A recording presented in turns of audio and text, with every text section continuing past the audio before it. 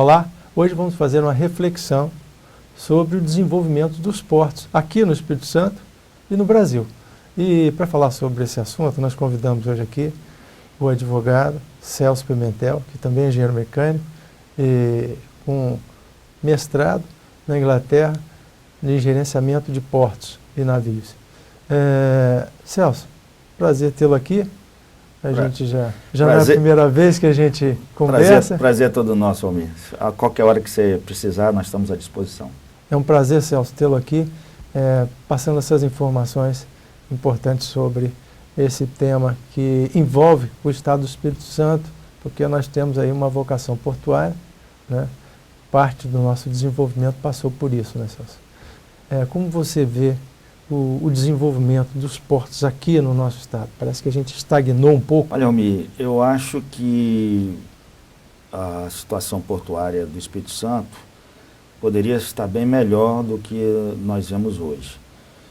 Vale a pena a gente recapitular alguns aspectos que aconteceram num passado recente, onde a gente, vamos começar isso no governo Max Mauro, em seguida o governo Albuino, onde houve, principalmente no governo Albuino, um destaque muito grande na questão de comércio exterior e, obviamente, com uma demanda forte para as atividades portuárias, onde o Fundap foi um grande vetor que impulsionou, de uma forma ou de outra, o comércio internacional através do Espírito Santo, através dos seus portos.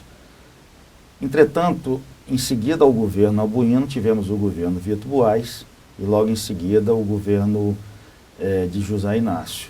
Nesses dois governos, devido a uma série de problemas de caráter político, houve nesse segmento que os dois governos anteriores tiveram um hiato, né?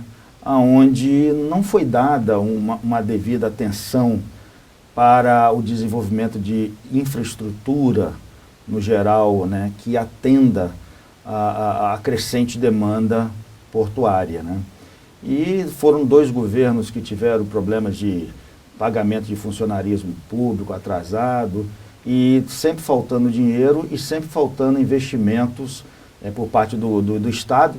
Se formos falar a nível federal também é a mesma coisa, mas de uma forma ou de outra a conjugação de não investimento, seja pelo governo federal, seja pelo governo estadual, isso causou uma falha desse procedimento de crescimento das atividades portuárias no Espírito Santo. Depois ele foi timidamente retomado pelo governo Paulo Artung. O que mantinha muito esse fluxo aí eram os incentivos, né, do Fundap, né, para importação. Sim, e os outros portos que são privados, né? Pois isso foi como eu disse, um grande vetor, né, que foi, assim dizer, até bem vendido, né, principalmente no governo Albuino.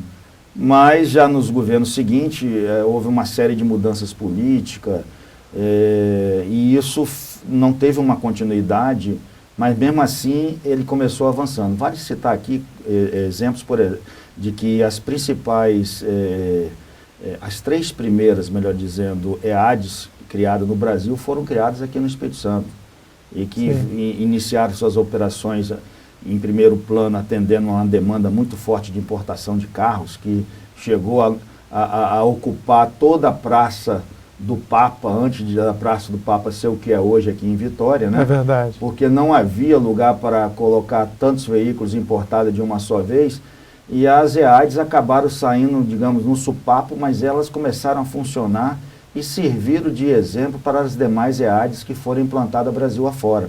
Então nós tivemos um pioneirismo nisso tudo, e esse pioneirismo, bem ou mal, bem planejado ou não bem planejado, foi o que norteou a implantação de EADs, né, no Brasil. E a ideia do Corredor Centro-Leste numa segunda fase era exatamente a interiorização do uso do contêiner, utilizando ferrovia e rodovia, fazendo com que os contêineres chegassem no porto aqui, na zona primária do porto do Espírito Santo, por exemplo, e fosse imediatamente transportada para as EADs no interior, e lá sim seria feita toda a parte de desembaraço aduaneiro, toda a sua movimentação de carga que vinha dentro dos contêineres ou que sairia do Brasil dentro dos contêineres em armazéns alfandegados e cuja ideia era, vamos dizer assim, interiorizar as atividades de comércio exterior no país. Obviamente que isso tudo, para ter um crescimento, ele necessitava de um planejamento e, mais do que isso, a execução dessas etapas planejadas para um crescimento sustentado. Isso não aconteceu, né, até onde eu sei, não só no Estado, mas no Brasil como um todo.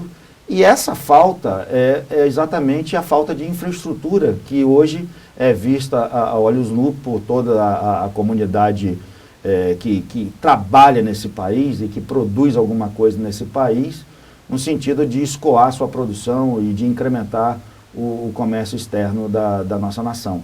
Então, essa falta hoje está sendo devidamente notada e com impacto muito negativo nas balanças comerciais do nosso país. O último grande investimento em cargas para terceiros foi o TVV, né? A concessão do TVV, né?